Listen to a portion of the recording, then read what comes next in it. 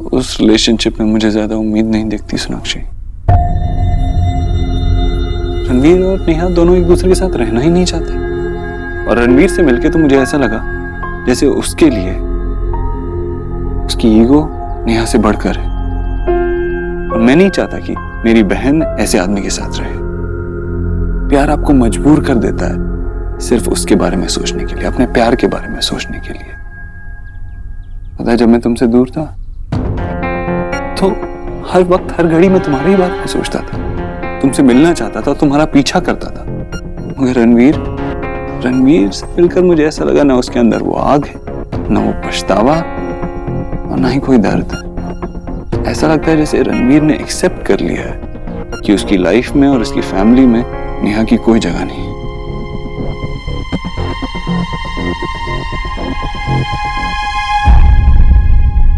अरे पता है माशी, कल मैंने और सोना ने ना पेट भर कर बातें की। बाय गॉड, इतने दिनों की ना भूख मिट गई। बहुत अच्छा किया। अभी उसने काम शुरू किया है तो उसे टाइम तो मिलेगा नहीं। ये ले, मैं देखती हूँ।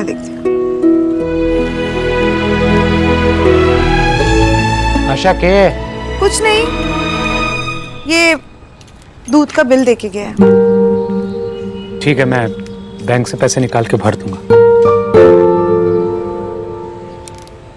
मैशो, ये कहाँ से आया तेरे पास? वो कहाँ से आया एलिना, बोल। माशी, वो सोना ने आप लोगों को देने के लिए बोला। बेटा, हम सोना से पैसे नहीं ले सकते हैं। मैशो, जब सोना की विदाई हो रही थी तो आपने तो उसे बोला था ना कि वो हमेशा पहले इस घर की बेटी रहेगी। फिर क्या कहकर आप उसे मना करेंगे? हाँ बिजॉय, ठीक ही तो कह रही है एलिना। जैसे हमारे लिए सौरभ है, सोना भी वैसी ही है। अगर सौरभ हमारी जिम्मेदारी ले सकता है तो सोना से हम ये हक क्यों छीने?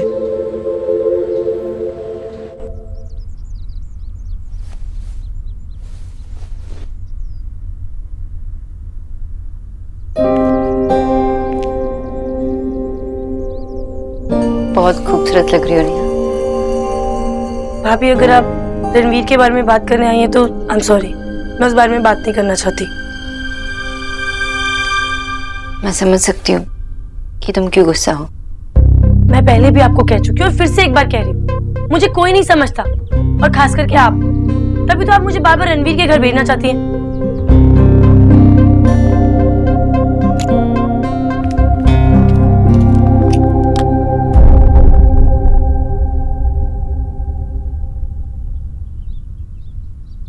अच्छा,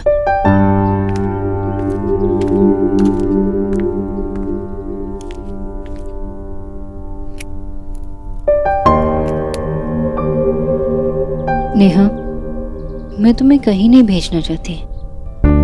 देव और मैं बस यही चाहते हैं कि तुम हमेशा जेन्युइनली खुश रहो। तो फिर ये जानते हो कि मैं उस घर में खुश नहीं रह सकती, आप क्यों मुझे उस घर में धकेलना चाहती है? मैंने आपका क्या बिगाड़ा है भाभी? ऐसी बात नहीं है नेहा, और मैं कहाँ कह रही हूँ कि तुम वहां चली जाओ। मैं तो बस मैं याद कर रही थी तुम्हारी और रणवीर की लव स्टोरी। कितनी सुंदर। तुम दोनों इंग्लिश स्पीकिंग क्लासेस में मिले और रणवीर ने तुम्हारी प्रॉब्लम समझी, इसलिए तो अलग से क्लासेस देने लगे। चाय कॉफी पे मिलते मिलते एक दूसरे से प्यार हो गया। और मुझे याद है कि उन दिनों तो कितनी रिलैक्स फील करती थी, कितनी खुश थी। और जब बात आई रणवीर के लिए अपनी फैमिली से लड़ने की, तो तुम लड़ी। जिसे तुम प्यार करती हो उसके लिए कुछ भी कर सकती हो। प्यार? कौन सा प्यार? कैसा प्यार? अब ना ही कोई प्यार रहा है और ना ही कोई प्यार करने वाला।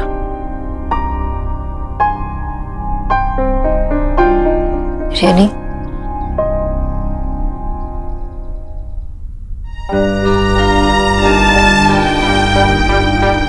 भाभी, मैं नहीं जानती कि आप क्या बात कर रही हैं, लेकिन मैं सिर्फ इतना जानती हूँ कि मैं उस घर में नहीं रह सकती जहाँ पे सांस लेने की भी जगह ना हो।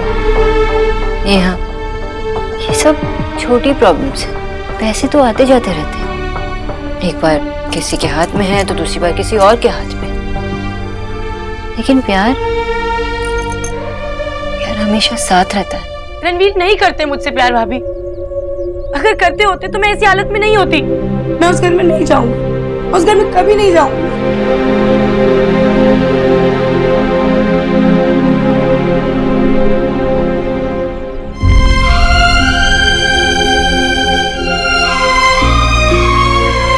आई नो अभी तुम बहुत हर्ट हो नेहा, लेकिन इतना दर्द भी वही दे सकता है जो इतना प्यार कर सके। थैंक यू मुझे ये समझाने के लिए कि तुम अभी भी रणवीर से प्यार करती हो। माँ ये लीजिए।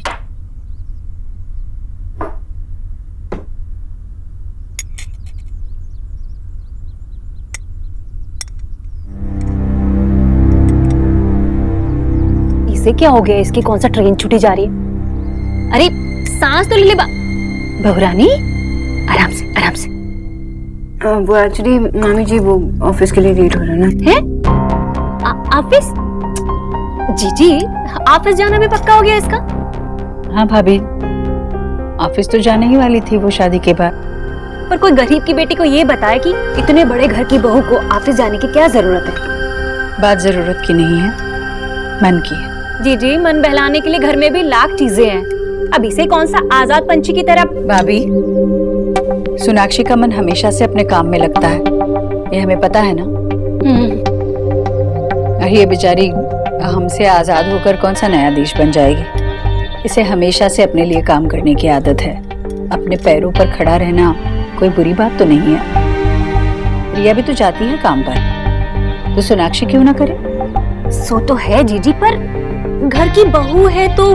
भाभी, सोनाक्षी काम पर जा रही है, शादी के बाद उसका पहला दिन है। ये बात उसे बधाई देने की है, चिंता करने की नहीं। चिंता ही करनी हो तो हमारे पास वजहों की कमी नहीं है। हाँ, अब अभी भी उसी बारे में। तुम नहीं समझोगी सोनाक्षी। एक माँ जब अपनी बेटी को दुल्हन बनाती है तो गहनों से नहीं, आशीर्वाद से सजाती है। पर शायद मेरी अपनी बच्ची पर मेरा आशीर्वाद नहीं फला। मेरी बेटी का घर टूट रहा है और मैं बस खड़े होकर देखने के सिवा कुछ नहीं कर सकती। रोइएगा मत जीजी।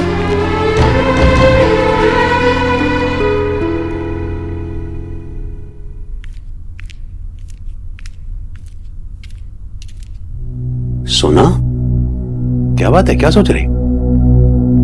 गुड मॉर्निंग मामा जी। Good morning. लेकिन आज तुम्हारी गुड मॉर्निंग में वो खनक नहीं है। क्या बात? सब कितने परेशान है मामा जी, और नेहा का गुस्सा मैं समझ सकती हूँ, लेकिन वो अभी बात करने के लिए रेडी नहीं है। मामा जी मुझे समझ नहीं आ रहा कि इस प्रॉब्लम को कैसे सॉल्व किया जाए। देख बेटा, पति पत्नी का रिश्ता दुनिया में अनोखा है। बस यही एक रिश्ता है जो बराबरी का होता है। जानती है क्यों? क्योंकि दोनों के कंधों पे बहुत भार होता है, सिर्फ अपना और अपनी गृहस्थी का ही नहीं, बल्कि एक दूसरे के परिवार वालों का भी। अगर दोनों साथ मिलकर ये भार उठाएं तो जिंदगी भर चल सकते हैं। लेकिन अगर इसमें से कोई एक भी कमजोर पड़ गया ना बेटा, तो गृहस्थी ही नहीं, दोनों परिवार बिखर जाते हैं। बोझ अगर ज्यादा हो ना, तो पति पत्नी का काम है कि एक दूसरे का सहारा बनना, और फिर भी अगर ना संभले तो हम परिवार वालों का कर्तव्य है कि उनका सहारा बने। कहानी समझ में आई?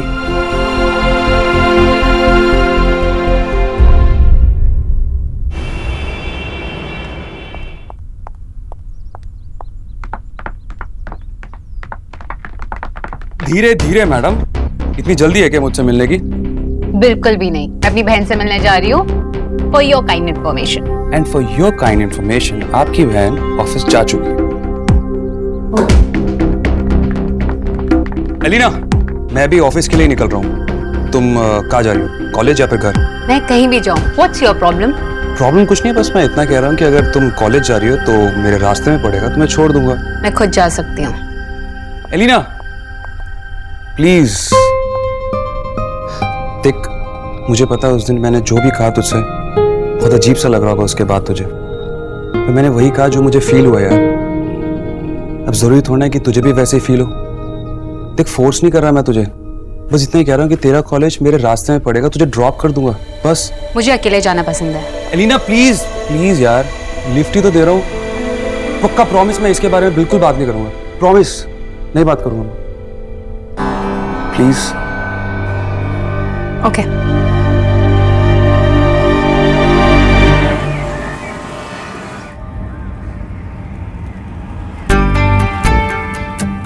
एलिना तू मेरे मतलब तू मेरे बोलने के स्टाइल से चिढ़ती तो नहीं है ना? क्या मतलब मैं ये थोड़ा तू ता करके बात करता हूँ ना, थोड़ा देहाती टाइप का। फ्रैंकली बोलूं तो मैंने कभी ध्यान नहीं दिया। लेकिन मैंने ध्यान दिया तुझसे मिलने के बाद। मैं बचपन से ऐसा नहीं था, पर देव भाई की अच्छाइयों ने मुझे बुरा बना दिया। मतलब कि देव भाई हमेशा पढ़ाई हो, खेल हो, हर चीज में फर्स्ट आते थे, और मैं थर्ड या फोर्थ। लेकिन लोगों को ये नहीं पता चला कि भाई मैंने भी मेहनत की थी। वो सिर्फ यही कहते रहते थे कि देव भाई की तरह बनो, देव भाई की तरह बनो। बस फिर क्या, उसके बाद मेरे अंदर चिढ़, जलन, ये सब चीजें बढ़ती गई। अपने आप पे कभी ध्यान ही नहीं दिया मैंने। लगा कि मैं टशन में रहूंगा तो लोग मुझ पर ध्यान देंगे, लेकिन जब तुझसे मिला तो तूने भी मुझ पे ध्यान नहीं दिया। फिर लगा कि यार मैं तो सही में बिगड़ गया भाई, यार मैं अभी सेंटी हो गया। तू छोड़, तू नहीं समझेगी। मैं समझूंगी। एक्चुअली ना मेरे साथ भी ऐसी होता था, मुझे सोना से कंपेयर करते थे। एक्चुअली सोनाक्षी है ही एकदम परफेक्ट। पता है मेरी मॉम हमेशा एक चीज कहा करती थी कि सोनाक्षी के अंदर जो गुड क्वालिटीज है ना उसे अपने अंदर लेकर आओ। सोनाक्षी बनने की जरूरत नहीं, एक सोनाक्षी तो है, दूसरे की क्या जरूरत। इसलिए एलिना बनो, जस्ट बी यू। मैं तुम्हारी एक बात समझ रही हूँ, इसका मतलब ये नहीं कि मैं तुम्हारा घटिया बिहेवियर भी समझूंगी। अरे नहीं, मैं तो पता पूरी कोशिश कर रहा हूँ बदलने की यार। देव भाई की तरह जेंटलमैन बनने की कोशिश कर रहा हूँ मैं। और पता है क्या, मैंने ये बात किसी को भी नहीं बताई आज तक। तो तुम मुझे क्यों बता रहे हो?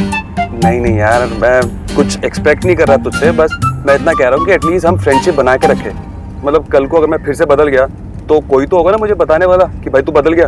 बस इसलिए बता रहा हूँ, कुछ एक्सपेक्ट नहीं कर रहा तुमसे। Okay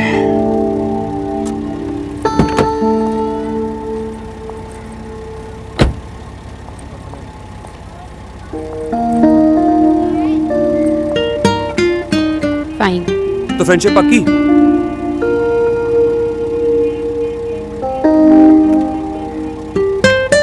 okay friends.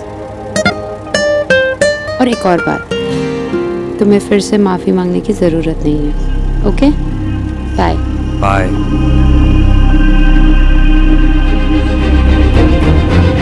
पर तुझे जरूर पड़ेगी अलीना। मम्मा चलो ना प्लीज। यहाँ आओ। हुआ नहीं, तुम इसे ऐसे ही बिगाड़ दोगी, थोड़ा समझाओ ना, समझ जाएगी। पूजा के लिए मेरे पास एक सरप्राइज है, ये लीजिए। Thank you aunty. You welcome. Doctor आजकल मुझ में बहुत कमजोरी महसूस हो रही है, जिसकी वजह से मैं पूजा का ठीक से ध्यान भी नहीं रख पाती। आयरन डेफिशिएंसी है तो दिखेगी ही ना, कोई तो असर होगा। डोंट वरी, मैंने आपके लिए एक चार्ट बनाया है, मैं आपको समझा देती हूँ। अब पूजा और डैडी दोनों बाहर चलेंगे। ये ऐसे ही है, मुझे कभी कुछ कहना ही नहीं पड़ता है, बस मुझे कंफर्टेबल फील करने के लिए ये सब कुछ अपने आप ही कर लेते हैं।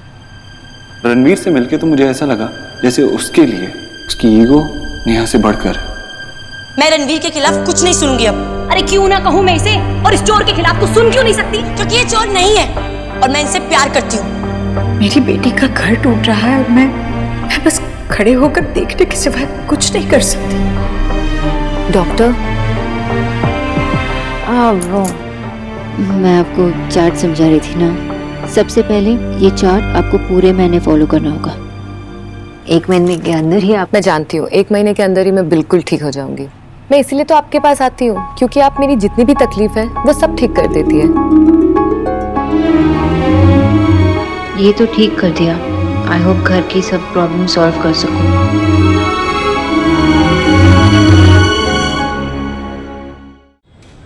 रिकॉर्ड बटन तो दबा दिया, लेकिन समझ नहीं आ रहा क्या कहूं। एक बहुत अच्छा प्ले लगा है, मुझे पता है कि तुझे प्ले देखना बहुत पसंद है। क्या हम चल सकते हैं अगर तेरा देखने का मन? एलिना, हाँ दादा। कौन था? दादा कोई नहीं, ऐसी नॉर्मल लड़का। छुपा मत, चल बता बता कौन था।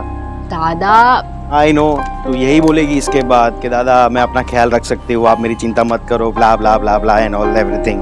पर देख, तुझे अभी भी कह रहा हूँ, दिल्ली के लड़के ठीक नहीं है। हाँ दादा, डोंट वरी। वैसे आपको मुझसे क्या काम था? अरे हाँ, बैठना बैठना। तुझे मेरी एक कुछ इंटरव्यू है, मेरे क्वेश्चन में लेना यार। पहले कौन आया, अंडा या मुर्गी? मार्स में बिना ऑक्सीजन के एलियंस कैसे रहते हैं? दादा इंटरव्यू में कौन ऐसे क्वेश्चंस पूछता है? अरे तुझे पता नहीं है, कल एक इंटरव्यू था जहाँ पे कुछ अजीब ही सवाल पूछा था कि जो चीज़ नीचे आती है वो ऊपर क्यों नहीं जाती। बता वो क्या है? मैंने कह दिया बारिश। अब ऐसे कोई सवाल पूछता है क्या? नीचे आती है ऊपर।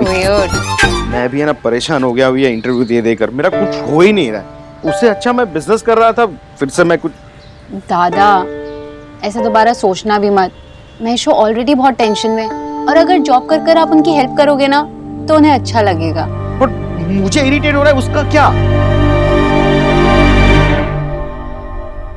रणवीर, मुझे समझ में नहीं आ रहा है, तुम इतने समझदार होकर नेहा की बात कैसे मान सकते हो? तुमने तलाक के लिए हाँ कैसे कर दी?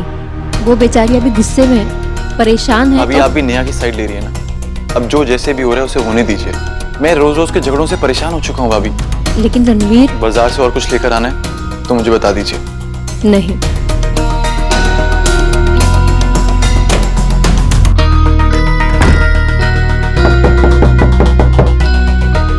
पर्स भूल गया होगा। सोनाक्षी आप? मैं आपसे एक छोटी हूँ ना, तो आप मुझे तुम कह के बुलाओ। तलाक के पेपर पर साइन नहीं हुए, यही पूछने आई हो ना? नहीं भाभी, जितना आपको दुख है उतना ही हमें, इसलिए इस बार में मैं आपसे बात करने आई हूँ। आप अंदर आओ, आओ बैठो। बैठो, मैं तुम्हारे लिए पानी लेके आती हूँ। पानी। Thank you. सोना, नेहा को जो करना था वो कर चुकी है। पहले तो वो घर छोड़ के गई थी और बाद में उसने तलाक के कागज भेज दिए। भाभी मुझे पता है कि जो कुछ भी हुआ सही नहीं हुआ, लेकिन रणवीर और नेहा एक दूसरे से प्यार करते हैं। अभी कुछ डिफरेंसेस के वजह से दोनों गुस्से में हैं, लेकिन मुझे पता है जब टाइम के साथ गुस्सा चला जाएगा तो दोनों ये याद करके पछताएंगे। ये बात हमें समझाने से पहले अगर अपने परिवार और नेहा को समझाई होती ना सोना, तो तलाक की नौबत ही ना आती। नेहा दी, क्या हुआ, इतना चिल्ला क्यों रही है? अरे दी देखो तो निक्की आपके लिए क्या क्या लाई है। ये कहाँ से लाई तू? आपकी फेवरेट एसेंस है।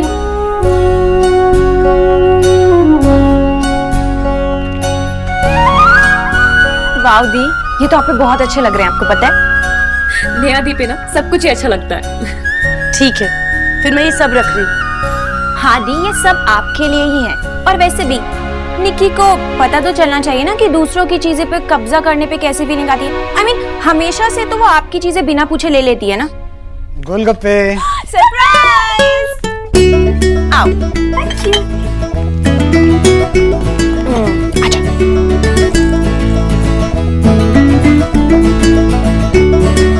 Cheers! Cheers!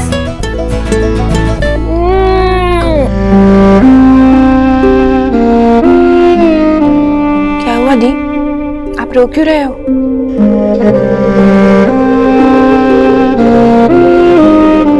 मुझे रणवीर हमारी पहली डेट पे गोलगप्पे खिलाने लेकर गए थे। उन्हें कितने अच्छे से पता है कि मुझे ये सब कितना अच्छा लगता है। इतने से टाइम में कितना कुछ बदल गया ना। एक वक्त था जब हम दोनों जब एक दूसरे के साथ होते थे तो बाकी पूरी दुनिया भूल जाते थे, और आज एक दूसरे को भुलाने की कोशिश कर रहे हैं।